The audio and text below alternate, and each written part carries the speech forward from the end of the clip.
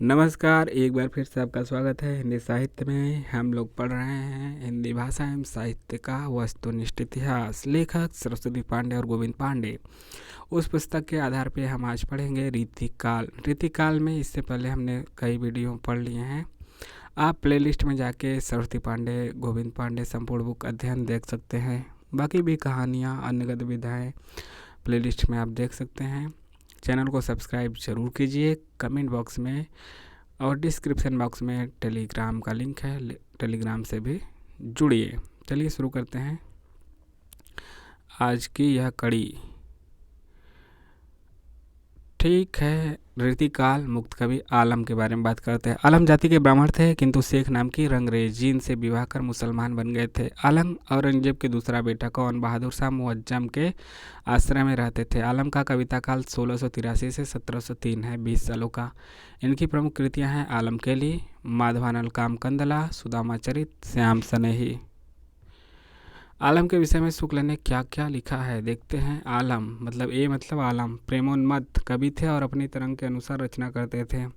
इसी से इनकी रचनाओं में हृदय तत्व की प्रधानता है। प्रेम की पीर या इश्क का दर्द इनके एक एक वाक्य में भरा पाया जाता है। प्रेम की तन्मयता की दृष्टि से आलम की गणना रसखान और घनानंद की कोटि में होनी चाहिए। आचार्य शुक्ल ने घनानंद के विषय में लिखा है, ये साक्षात रसमूर्ति और ब्रज भाषा काव्य के प्रधान स्तंभों में से है। घनानंद आलम के बाद घनानंद आ चुके हैं। अब घनानंद का परिचय क्या है। घनानंद का जन्म 1689 में है, मृत्यु 1739 में। तो जन्म याद रखिए 1689, जन्म स्थान बुलंदशहर, मृत्यु स्थान वृंदावन, मथुरा। संप्रदाय इनका निम्बार्क था। आपको कमेंट करके बताना है कि निम्बार्क संप्रदाय के प्रवर्तक कौन है।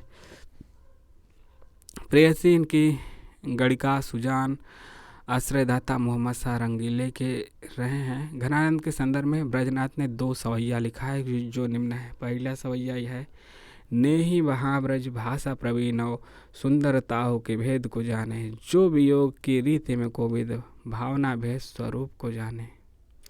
और दूसरा यहाँ पे है, दूसरा नहीं बल्कि अभी पहला ही बचा है 2 लाइन।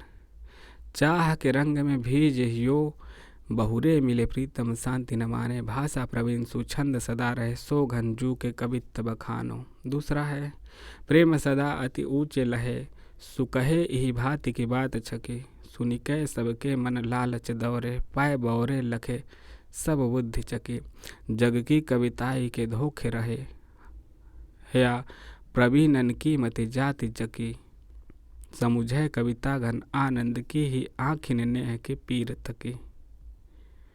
घनानंद की प्रमुख काव्य कृतियाँ कौन है। सुजानसार, इश्कलता, विरह लीला, वियोग बेली, कोकसार, कृपाकंद, रस केली वल्ली और यमुनायस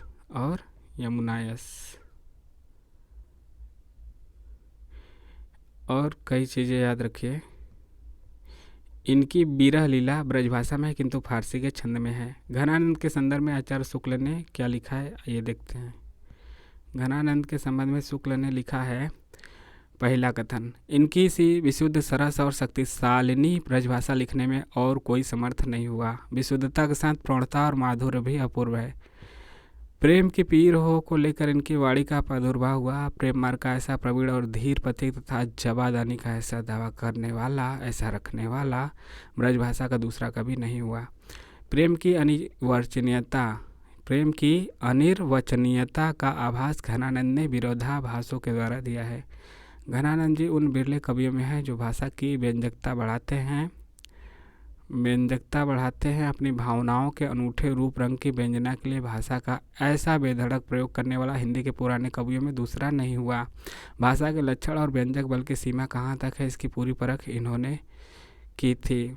अगला शुक्ल जी कहते हैं 5, यहाँ पे उनका कथन है 5 पॉइंट में, लाक्षणिक मूर्तिमत्ता और प्रयोग वैचित्र की जो छटा इनमें दिखाई पड़ी।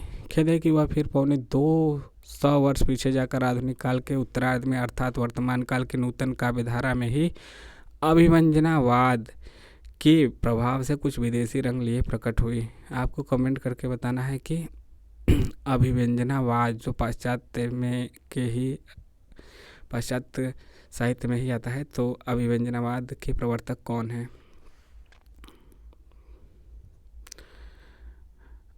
रामधारी सिंह दिनकर क्या कहते हैं?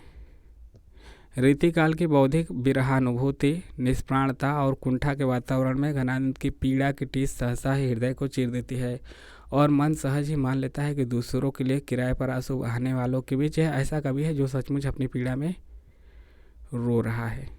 बोधा। बोधा के बारे में क्या देखते हैं? बोधा का असली नाम बुद्धिसेन था। बोधा का असली नाम बुद्धिसेन था। पन्ना नरेश खेत सिंह ने, पन्ना के नरेश का नाम क्या है? खेत सिंह। बुद्धिसेन का उपनाम बोधा रखा था प्यार से शॉर्टकट में। पन्ना के दरबार की सुभान या फिर इसी का नाम सुबहान था नाम की एक गणिका से बोधा प्रेम करते थे, तो इनकी प्रेम का सुबहान और फिर सुभान। बोधा की प्रमुख रचना है विरह वारिस, इसका नामा। आचार्य शुक्ल ने 3 ठाकुर की चर्चा की है। एक तो असली कवि हो गए, असली वाले प्राचीन ठाकुर, एक असनी वाले प्राचीन ठाकुर, दूसरा पहला असली वाले, दूसरा असनी वाले और तीसरा ठाकुर बुंदेलखंडी। रीतिकाल की रीति मुक्त काव्यधारा से ठाकुर बुंदेलखंडी का संबंध था। ये जो तीसरा है इन्हीं का रीति मुक्त धारा से संबंध है, जो कि अभी हम लोग पढ़ रहे हैं। रीतिबद्ध, रीति सिद्ध और रीति मुक्त। इनका मूल नाम लाला ठाकुर दास था। इनका मूल नाम लाला ठाकुर दास था। आगे है ठाकुर के आश्रयदाता, मतलब ठाकुर किसके आश्रयदाता में रहते थे? जैतपुर नरेश राजा केसरी सिंह और उनके पुत्र राजा परीक्षत, दोनों के आश्रयदाता में रहे हैं। ठाकुर की प्रमुख काव्य कृतियाँ हैं ठाकुर ठसक और ठाकुर शतक। ठसक और शतक दोनों। आचार्य शुक्ल ने ठाकुर के संबंध में क्या लिखा है? 2 इनका कथन याद रखिए। ठाकुर बहुत ही सच्ची उमंग के कवि थे, इनमें कृत्रिमता का लेस नहीं है, न तो कहीं व्यर्थ का शब्द आडंबर है, न कल्पना की झूठी उड़ान और न अनुभूति के विरुद्ध भावों का उत्कर्ष। झूठी उड़ान भी नहीं है और अनुभूति के विरुद्ध भावों का उत्कर्ष भी नहीं है। ठाकुर प्रधानतः प्रेम निरूपक होने पर भी लोक व्यवहार के अनेकांगदर्शी कवि थे। प्रेम निरूपक होने पर भी लोक व्यवहार के अनेकांगदर्शी कवि थे। अब बात करते हैं आखिर में द्विजदेव, या फिर इन्हीं का नाम है महाराजा मानसिंह। यह अयोध्या के महाराज थे। द्विजदेव की प्रमुख रचनाएं, महाराज लोग भी तो लिखते थे, श्रृंगार लतिका और श्रृंगार बत्तीसी है। बत्तीसी है दांत दिखाने वाला बत्तीसी नहीं। आचार्य शुक्ल ने क्या लिखा है? इनके बारे में भी 2 पंक्तियाँ लिखी हैं। पहली बात है इनकी, ब्रजभाषा के श्रृंगारी कवियों की परंपरा इन्हें अंतिम प्रसिद्ध कवि समझना चाहिए। जिस प्रकार लक्षण ग्रंथ लिखने में कवियों में पद्माकर अंतिम थे, प्रसिद्ध कवि हैं, उसी प्रसिद्ध कवि वैसे बहुत होते हैं, उस प्रकार समूची श्रृंगार परंपरा में इनकी सी सरस और भावमयी फुटकल श्रृंगारी कविता पर फिर दुर्लभ हो गई। यानी कि ब्रजभाषा के श्रृंगारी कवियों की परंपरा में जिस प्रकार से पद्माकर अंतिम थे, इसी प्रकार से समूची श्रृंगार परंपरा में इनकी सी सरस और भावमयी फुटकल श्रृंगारी कविता दुर्लभ हो गई। लक्षण ग्रंथ में पद्माकर अंतिम है, तो श्रृंगारी कवियों में द्विजदेव या फिर महाराज मानसिंह, इन्हीं का नाम है। दूसरी बात है कि ऋतु वर्णनों में इनके हृदय का उल्लास उमड़ पड़ता है, मतलब उड़ेल देते हैं हृदय। ऐसे हृदय रहता है, ऐसे नहीं रहता, वो बनता है ना ऐसे इंजन जनरेटर की तरह, तो वह उड़ेल देते हैं। आपको कैसा लगा कमेंट करके बताइए और चैनल को सब्सक्राइब भी कीजिए अपने सवाल कमेंट के माध्यम से, और टेलीग्राम से जुड़ के वहाँ पे भी पूछ सकते हैं। वहाँ पे विभिन्न रचनाओं के PDF और इसका PDF आपको मिल जाएगा। नमस्कार, मिलते हैं नए वीडियो में।